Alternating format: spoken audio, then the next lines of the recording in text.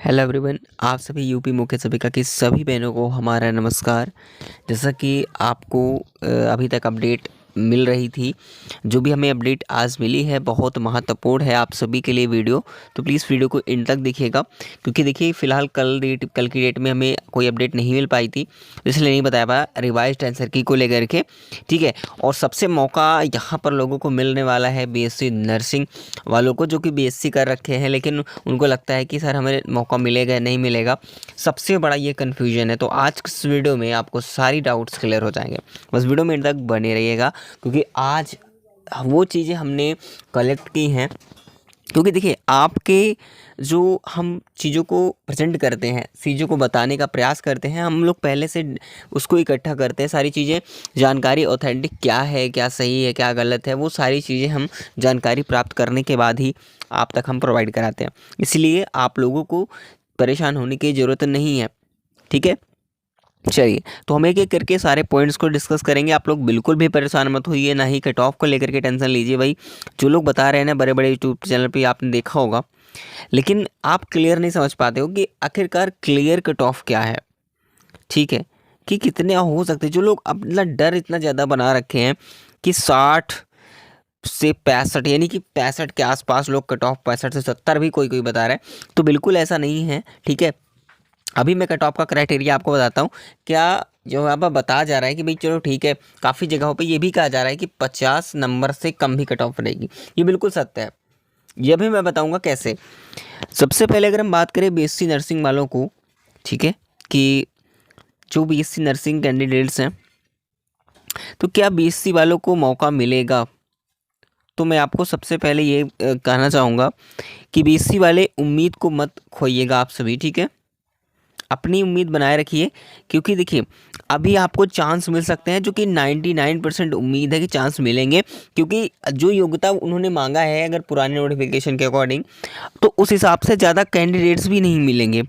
तो उनको मजबूरी बस ये क्या कर रहा हो सकता है कि वेटिंग लिस्ट बाद में क्या करे, सबसे पहले उन योग्यता पर लेता है जिनको, जैसे कि सभी जो चीज़ें मांगी गई हैं उनको लेता है। ठीक है, उसके बाद क्या करेगा, फिर अगर इनको सीटें कम पड़ती हैं तो ये क्या करेंगे, सीधा सीधा फिर बीएससी वालों को वेटिंग लिस्ट के थ्रू डाल सकते हैं, जैसे कि अभी एनएचएम में हुआ था। जितनी सीटें हैं उतने लोगों को शॉर्टलिस्ट किया उन्होंने। तो आप लोगों को परेशान होने की ज़रूरत नहीं है, जहाँ तक मेरी उम्मीद है कि भाई बीएससी वालों को मौका मिल सकता है।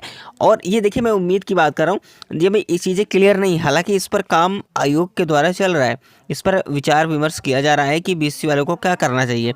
हाँ, तो आप लोगों को परेशान होने की ज़रूरत नहीं है, थोड़ा सा पेशेंस रखते हुए इंतज़ार करना है। ठीक है, और साथ ही साथ मैं आपको कहूँगा कि अगर आप तैयारी कर रहे हैं किसी अदर एग्ज़ाम्स की, तो प्लीज़ जो है परेशान मत होइए, आप नेक्स्ट एग्ज़ाम्स की भी साथ में तैयारी करते रहिए, और जैसे इसका रिजल्ट आएगा वो सारे डाउट्स क्लियर हो जाएंगे आप सभी के। ठीक है, बिल्कुल। देखिए, अब सबसे बड़ा बात यह है कि सर बीएससी वालों को अगर शॉर्टलिस्ट करता है तो क्या फ़र्क देखने को मिलेगा। तो देखिए, अगर बीएससी वालों को ये शॉर्टलिस्ट करते हैं, ठीक है, अगर बीएससी वालों को शॉर्टलिस्ट, क्या प्रभाव हो सकता है। काफ़ी लोग कह रहे हैं अगर बीएससी वालों को शॉर्टलिस्ट कर लेता है तो कट ऑफ कम जाएगी, ऐसा नहीं है। ठीक है, अगर क्या होता है मैं आपको बता दूं, बीएससी वाले अगर भी शामिल हो जाते हैं, क्योंकि उस तरीके से अगर बीएससी लोग नहीं लेता है तो उस तरीके से क्या हो जाता है कि बहुत ज़्यादा होम साइंस वालों भी बहुत ज़्यादा आएंगे। ठीक है, तो वो सारे कैटेगरी जो अलग हैं, उन प्रभाव में ये चीज़ें नहीं मेंशन कर सकता, क्योंकि अगर देखो, अगर ये योग्यता जो नोटिफिकेशन में जो जो सब्जेक्ट्स दिया हुआ है कि भाई इस ये सब्जेक्ट होना अनिवार्य है, ठीक है, तो अगर उस सब्जेक्ट आपने कर रखा है 2 साल का भी है तो चल जाएगा। ठीक है, लेकिन अभी बेसिक अभी कॉमन कर सकते हो आप। ठीक है, ये बिल्कुल आप ऑप्शन में अलग रख सकते हो इसको, क्योंकि सभी के पास जो योग्यता मांगा गया है वो सभी के पास योग्यता नहीं है। अगर वहाँ पर नहीं है तो इससे जाहिर बात है कि थोड़ी सी कट ऑफ हो सकता है कि ना ही ज़्यादा हाई ना ज़्यादा ईजी रहेगी, यानी बहुत ज़्यादा डाउन भी नहीं रहेगी। लेकिन अगर बीएससी वालों को भी शॉर्ट लिस्ट करता है तो ये बिल्कुल क्लियर हो जाएगा कि कट ऑफ जो है थोड़ी सी क्या होगा, डाउन होगी, क्योंकि देखिए अब बीएससी वाले कैंडिडेट्स होंगे तो थोड़ा सा ज़्यादा कैंडिडेट्स हो जाएंगे, तो उससे कट ऑफ पे थोड़ा सा जो है उतार चढ़ाव देखने को मिलेगा। ठीक है, थोड़ा सा प्रभाव देखने को मिलेगा, हालांकि बीएससी वाले को मौका मिलने की उम्मीद ज़्यादा है, तो आप लोग थोड़ा सा पेशेंस बनाए रखिएगा। ठीक है, बिल्कुल। बाकी जहाँ तक बात है कि कट ऑफ की क्या रहेगी, तो मैं आपको कंफर्म कर दे रहा हूँ। सबसे पहले मैं आंसर की बात कर दूँ, ठीक है, कि आपके आंसर की जो है रिवाइज्ड आंसर की ये कब आ रही है, एक इसको अप्रूवल जो है इसका अप्रूवल मिल जाएगा जल्द ही, ठीक है। तो मैंने बताया कि देखिए 15 से 20 नवंबर तक के आसपास मैंने बताया था, ठीक है। लेकिन हुआ क्या कि अब फेस्टिवल तो आ गया है, ठीक है, तो इसलिए थोड़ा सा यहाँ पर हॉलीडे चल रहा है, तो ऐसा नहीं होगा। हालांकि मैंने 20 तक भी अब कहा था आपसे, तो थोड़ा सा 20 नवंबर तक इंतज़ार कीजिए, ठीक है, बिल्कुल। तो आप लोगों को ज़्यादा परेशान होने की ज़रूरत नहीं है, इस महीने में आपका आंसर की बिल्कुल क्लियर हो जाएगी। उसके बाद क्या होगा, फिर आपका जो रिज़ल्ट है वो दिसंबर में आएगा, ठीक है। दिसंबर में वो भी आप सोचो कि फर्स्ट शुरुआत में ही आ जाएगा, तो ऐसा भी नहीं है, दिसंबर लास्ट तक रिजल्ट आपकी आ जाएगा, ठीक है। तो तब तक पेशेंस रखिए। अगर दिसंबर लास्ट तक भी आता है तो एक हिसाब से देखा जाए तो बहुत जो है कम आपके पास जो है इतना ज़्यादा वेट नहीं करना पड़ेगा। बहुत जल्द ही आयोग ने अगर रिजल्ट दे दिया है, अगर दिसंबर तक भी दे देता है तो भी एक हिसाब से जल्दी भी होगा, ठीक है। इतनी बातें आपको समझ में आ जानी चाहिए। तो मैं आप सभी बहनों से कहूँगा कि बहुत सारे वैकेंसीज, न्यू वैकेंसी जो है देखने को मिल रही हैं और लगातार मैं इसकी अपडेट भी दे रहा हूँ, ठीक है। और जैसे ही हर एक वैकेंसी आती है मैं आप तक ज़रूर बताता हूँ, इसलिए आप लोगों को चैनल को सब्सक्राइब करके ज़रूर रख लेना है, ताकि जितनी भी अपडेट्स मिलती हैं तो आप तक नोटिफिकेशन जो है ऑथेंटिक अपडेट्स मिल सके। अभी SCPGI की वैकेंसी जो है आ चुकी है, उसके बारे में हम डिटेल इन्फॉर्मेशन नेक्स्ट वीडियो में आपको प्रोवाइड कराएंगे, ठीक है। तो आप लोग उसको देखना मत भूलिएगा।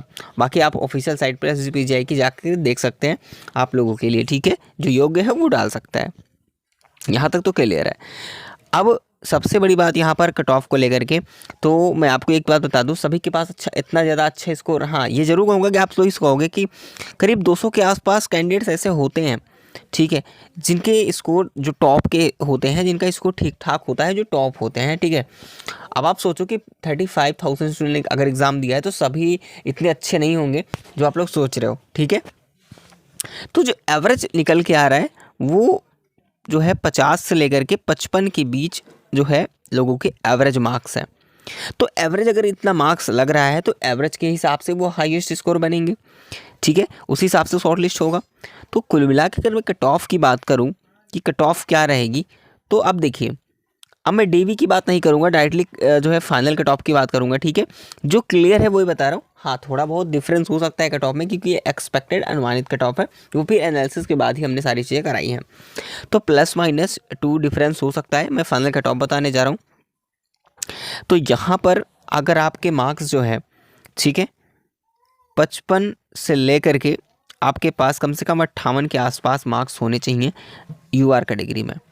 अब आप सोचो मैंने 50 से कम बताया क्यों, वो मैं आपको कह रहा हूँ डीवी के लिए अगर VSC वाले को शॉर्टलिस्ट कर लेता है तो उस हिसाब से कट ऑफ और ही नीचे जा सकती है, ठीक है। ये मैं आपको फाइनल बता रहा हूँ। जो लोग इतना भी ज़्यादा हाई बता रहे हैं तो इतना भी ज़्यादा हाई नहीं जाएगी, 65-70 जाएगी, ऐसा भी नहीं है। और ना ही इतना ज़्यादा डाउन जाएगी कि 40 पर भी सिलेक्शन हो जाए, ऐसा नहीं है, ठीक है। हालांकि इसके अप्रॉक्स रहेगी, ये आप लोग डिमोटिवेट मत होइएगा इस कट ऑफ को देख करके, अपनी उम्मीद बनाए रखिए, क्योंकि ये एक अनुमानित कट ऑफ है, ठीक है। चलिए बाकी अगर हम OBC की बात करें तो OBC का करीब 56 के आसपास होना चाहिए। अगर ये 58 जाता है तो 56 के आसपास ये रहेगा।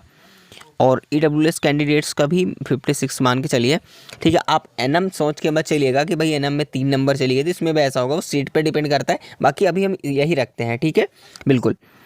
चलिए, और यहाँ पर जो SC कैटेगरी है, SC कैटेगरी का कट ऑफ क्या रहेगा, तो SC कैटेगरी जो कट ऑफ रहेगी हमारी वो करीब मैं आप सोच रहा हूँ कि इतना ज़्यादा कट ऑफ रहेगी, तो बिल्कुल ऐसा नहीं है। करीब ये 48 to 50 के आसपास रहेगी।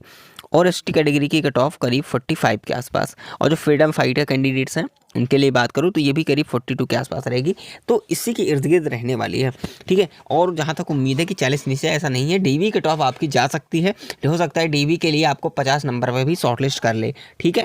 तो आप लोगों को ज़्यादा घबराने की ज़रूरत नहीं है। और जितने भी मुझे इन्फॉर्मेशन पता थी मैंने बताए। रिजल्ट को लेकर के थोड़ा सा पेशेंस रखना पड़ेगा, क्योंकि दिसंबर लास्ट तक आने की उम्मीद है। बाकी आपका रिवाइज आंसर की 20 नंबर के आसपास तक आ जाएगा, ठीक है।